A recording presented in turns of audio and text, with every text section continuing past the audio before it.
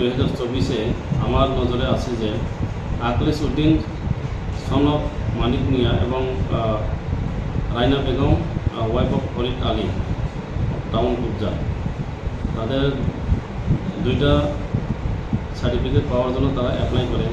আখলিস Uddin 9/9/2024 online update করে পিআরটিসির জন্য।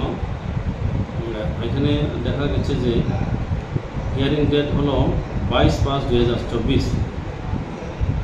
আরেকজন রাইনা বেগমের ম্যারেজ সার্টিফিকেটের জন্য অ্যাপ্লাই করেছিলেন 13/9/2024, হিয়ারিং ডেটে আছে 8/9/2024। তো এটা কোনো মতেই সম্ভব না।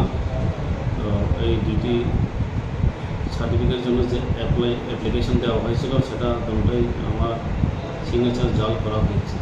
তো এই বিষয়ে কি থানায় কোনো এফআইআর দাখিল করেছে? ওই দুইজনের বিরুদ্ধে আজকে 21/9/2024 তারিখে আমি মহিলা হাসপাতাল পিএসে এফআইআর করেছি। কে করতে পারে বলে মানে এরকম আপনার মনে হয়, বা অফিসের কেউ কি জড়িত থাকতে পারেন বলে মনে হয় আপনার? না, অফিস থেকে তো সেরকম আপলোডের কোনো ব্যবস্থা নেই।